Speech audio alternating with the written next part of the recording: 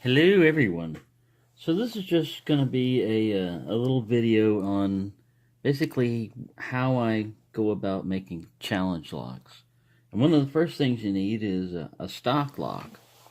And I'm going to be using this stock lock right here. It's going to be an intermediate type of pick because it already has good bitting in it. And what I do is I put the stock lock in there and I try it, make sure it functions, and then I pick it before I do anything to it, just to see how long it takes me and how difficult it is to get into the lock with no modifications.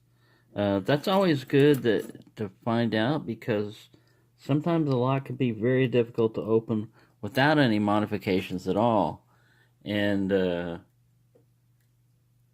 if you don't pick it beforehand and you do your modifications, you wonder what was wrong. Well, the only thing is that lock was already tough to begin with, and you just made it tougher. I picked this open a little while ago counterclockwise once. It didn't take me a real long time, but it did take me a while. There we go. It took me longer than that when I did that.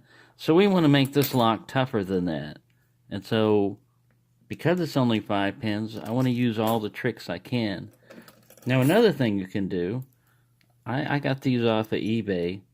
These are some ASSA ABLOY Aero type of kick cylinders. They're 6 pins already. And in this case, you get 2 keys with each one. It has the bitting number on the back right there. And I don't like the bitting on this. Now there's 2 things you can do with it. One is you can sit there and if you don't have a Lishi key cutter or something like that, or a key cutting machine, you can take a file and you can lengthen these guys down and make them more aggressive. Or, since I've been making challenge locks out of these type of cylinders, you're only going to send 1 key out with the challenge lock. Why not just use another one that, already had good bitting on it? This one's pretty good. It's got some really low cuts there, some high cuts, another low cut protecting some high cuts. So that one's pretty good, and you wouldn't have to do any modifying at all. All you have to do is just take this cylinder here, which has got standard pins, and key it up so that it'll work with this key. And then you can do your other modifications. So that's normally what I do, but I'm running out of these. This is the last one, and that's what I'm going to have to do on this particular kick cylinder. But on this one here, like I said, it's going to be more of an intermediate type one because you saw how quickly I got into that one. So what we're going to do is we're going to go through the process of what I do to beef this one up. Now I could on this one, go with an even lower cut over here on one of these, but I like this setup. It's all right. You can do it 2 ways. Normally, the last pin up here you want is a high pin, and all these other low pins protecting it. But it's going to be okay. I mean, just for demonstration purposes. Not all challenge locks are going to be super hard. And as long as it gets fun, like as long as it's not that easy to open, and it gives you like a deep falset or something, then it becomes a pretty good lock. So I'm going to take this off and gut it, and I'm going to stop the video right now because this is not a challenge lock yet. I'm going to pause it, and I'll show you after the gutting what I'm going to decide to do with this lock. Alright, so I pulled it apart and I found some interesting things. This is an older lock that's been in use. It's got some construction holes in there, and usually you want to fill these up because if we're going to use T-pins and someone turns it clockwise, the T-pin will get trapped in there, and there's no way, it's basically a trapped lock. There's no way for the lock to pick open after that. You have to basically take the cover off up here. You would have to remove the cover. Also, you can see that my hands are starting to get gunky. There's a lot of gunk in here. Sometimes you can leave that in there to make it more of a mushy lock instead of a clean lock. So For right now, I'm going to leave it in there, but we're going to pull the pins out, and I'll probably wind up filling these holes here because I don't want someone to have to tear the lock apart. If I made it into a trap lock, I would also put grub screws up here and give them an easy access to get out of that, because otherwise, you're gonna get your lock sent back to you and saying, oh, sorry, I couldn't figure this out. All right, so if you ever drop your key pins and they do like this and you don't know which one landed which way, it's pretty easy to figure that out. You just put the key back in there, and yeah. I was wondering where'd the keyhole go. Yeah, you just put the key back in there and you figure out, which one fell wrong. But I think it's the second one goes here, but we'll find out. It's just kind of recessed, so this might not be the right one. This may be pin 1 right here. This may be pin 2. The hands are already getting gunky from this. Yeah, that's pin 2. That's all you do to figure that out.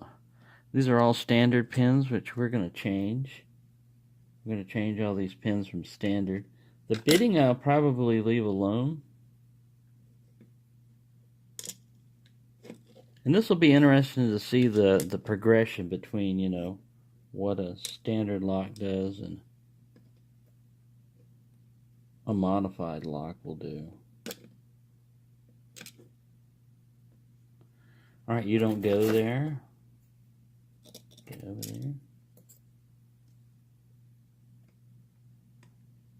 there. It's really gunky in there. Give me my pick bag. There. Right, they're all standard pins in there, but all these are. We're going to clean these chambers out a little bit because they're kind of gunky, and then I'm probably going to wind up threading and countermilling most of these. And if you'll notice, we got 1, 2, 3, 4, 5, 6 holes, but we only have 5 pins in here. So you can, a lot of times, you can drop a key pin in here, and if it doesn't fit exactly, you can just file off the top of the key pin to make it exact, and then it'll ride on the tip of the pin of the key there. And that's another kind of like psychological advantage, because a person will look at it and say, oh, there's only 5 pins, and unless they go in and check them, they might forget about that last pin back there. But usually that doesn't happen. I go to any pin that's in there, I touch it, whether I counted them or not. Alright, so we have some possibilities here, and we have some things to fill these construction holes up with. Now you can use a lot of things. I've used epoxy, you can use solder, you can use even Loctite and put it in there and just let it cure. Glue, just about anything, just so long as the pins can, ride over it and not get trapped. So that's all we got right there. And then let me go ahead and pull out the drivers.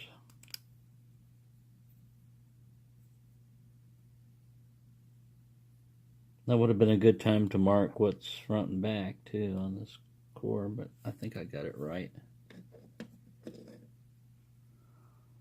Alright. I need some tweezers now. Not those kind of tweezers, these kind of tweezers. I'm expecting nothing but standard drivers in here. And I'm not disappointed. Copper spring.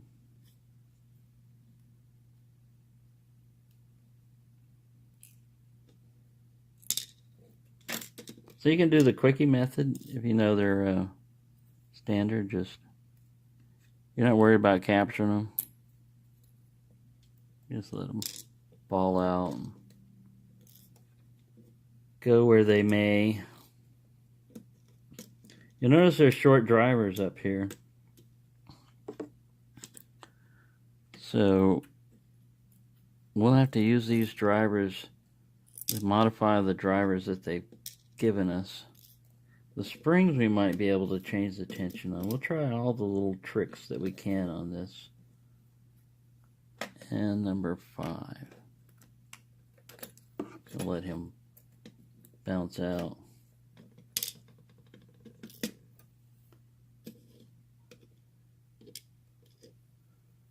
Right, so if you wanted to do any threading, you would go through in here.